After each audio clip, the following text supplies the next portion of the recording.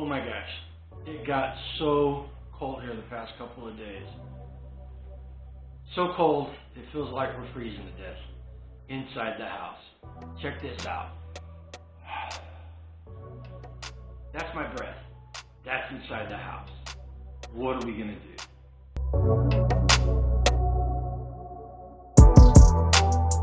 Hey everybody, welcome back to Grumpy Acres. It did get really cold. Temperature went from 50 a couple of days ago down to -5 wind chill yesterday. I don't know how cold it got last night. I haven't read the news or done it, watched TV or anything.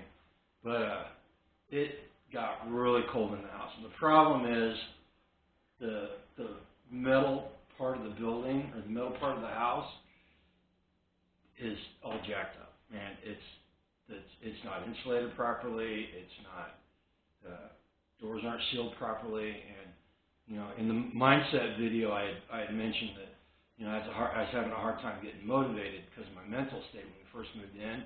Well, now we're paying a price for that. It's costing us money in propane to heat the house, and it's costing us time and energy in burning wood that we really don't have to burn right now. I mean, check this out. So, this is a single pane window. That's ice on the inside of it. Come over here. Make sure you can see that. This is the metal exterior of the house. There's ice on that too. And the real issue is, this room in particular opens directly up into the part of the house that we're currently living in. Through that plastic is the hallway, and the laundry room is on the other side, and that hallway goes directly into the living room by our bedroom. So, as you can see, this is a real issue. It's not only is it uncomfortable, it's costing us money. And then there's other things here. Let's see if I can show you just this room in particular. Let's get the camera off. So if you look right up here, you can see daylight through the top of that wall. And if you come down here, you can see daylight down there too. And there's other stuff in the back of the house that's just as bad or worse. In fact, the reason that plastic's hanging up is because the wood stove draws so much air as it's burning really nice. You could literally feel a breeze flowing out this room and into the living room. You could actually feel the wind on your skin. So I hung this up. It helped a little bit last night, but it's not anyways near what needs to be done. Now, there is one benefit of me not doing this back when it was warmer, is I would have done this, and I would have not had thought of the ice. The ice forming on the inside of the walls. You know, the reason why the ice is forming is because it's so cold out there, and it's warmer in here, and we keep the humidity up in the wintertime because it helps keep it warm. So all that moisture in the air is just freezing right on these windows and on these walls. So had I done this earlier, quite honestly, I would have put insulation directly up against this, and that would have been bad because this water, the moisture there, is going to get there basically no matter what, just because of the way the building's built. And then as it condenses and runs down the inside of the wall, it would have got into the insulation, and eventually it would have ruined the insulation.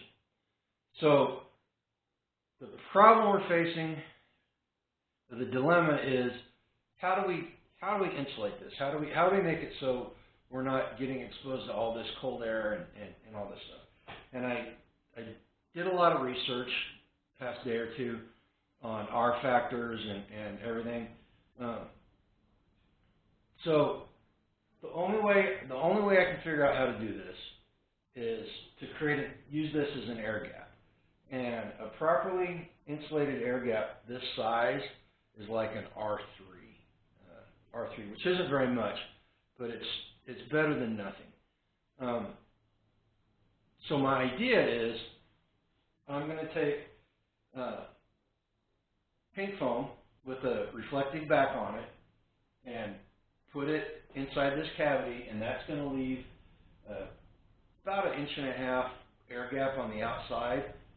Before I do that, though, I'm taking spray foam and I'm foaming up all these holes in the wall,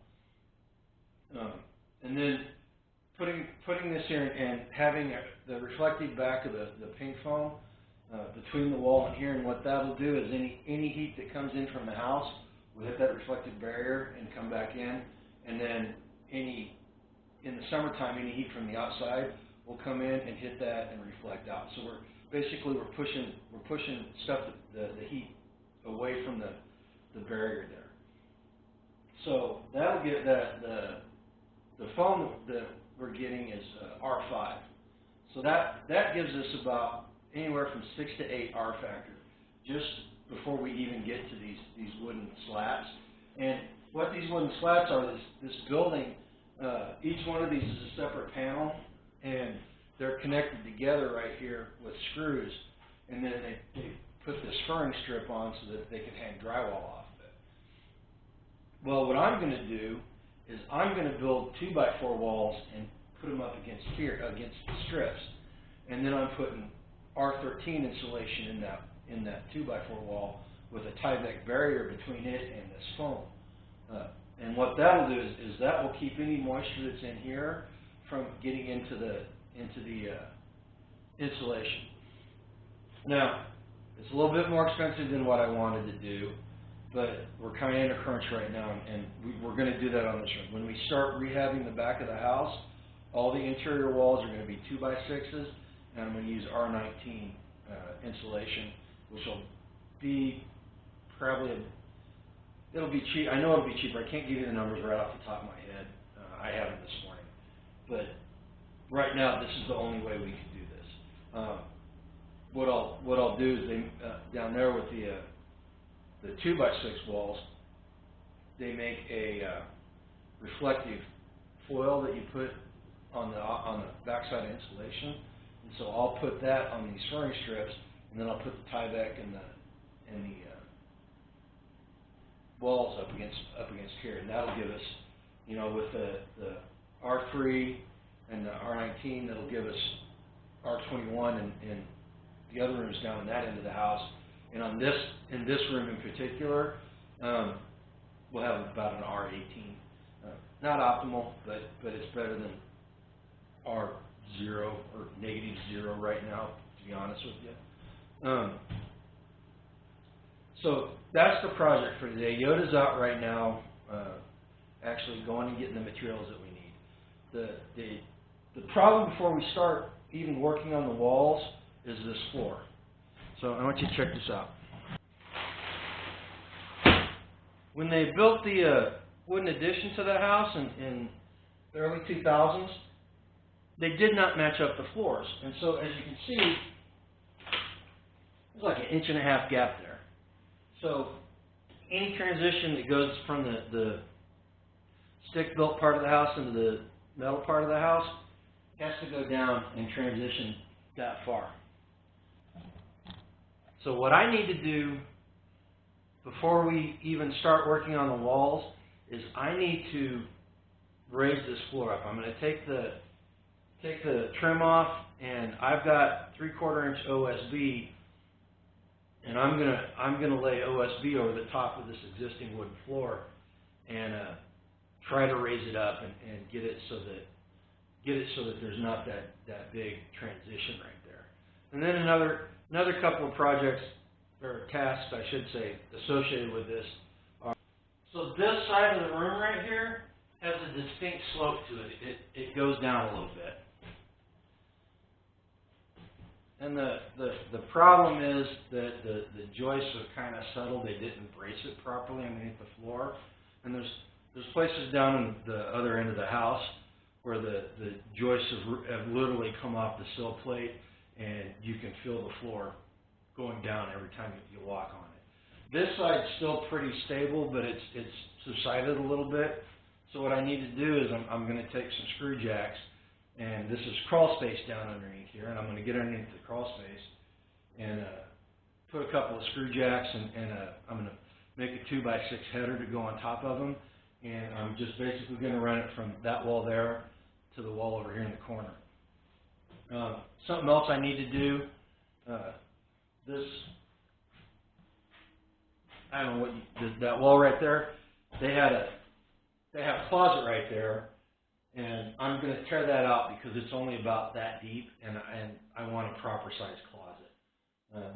This room is eventually going to become my office, but until we get the other end of the building finished, this will be a guest bedroom. So the task right now, I mean, I'm not going to worry about finishing it anytime soon. The task right now is to get that wall.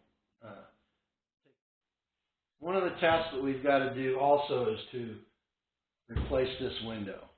We've got a good triple pane. There's a double pane. I don't remember what it is, but it's way better quality than a single pane 1950s window. We're going to replace it. It's not going to fit an exact match, so I'm going to have to build a special casement for it. And on the outside, I measured everything, and the window's large enough that I'll be able to hide all the new material with a 2x6 trim around the window.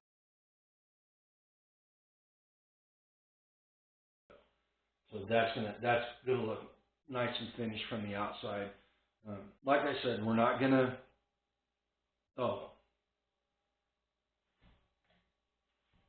So something else we got to do is close this hole up in the wall. What I'm going to end up doing is we bought a door, and right here I'm going to take and put a frame in for a door and install a 6-panel door that matches our bedroom door right there. So that should seal this room up pretty good. The other issue is once I get it sealed up, is there's no ventilation in here. There's absolutely zero ventilation. So what I'm going to have to do after I get this done is go up in the attic and run ductwork, and this ceiling here is metal. If you look at it, you can see the seams. It's literally the same material and construction as the walls. The ceiling is. So I'm going to have to cut some ductwork in, and we're going to replace that light. And there's literally no electricity on this end of the house right now because it was all knob and tube, and anyway, no comment on that. So got a lot of work to do. We're going to get it done. We're going to first get this room sealed up so that we can start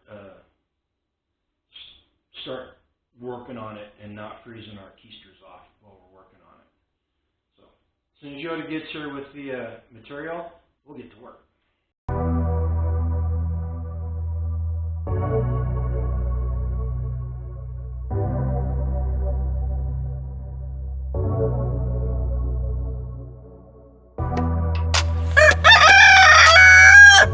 Thanks, Milo.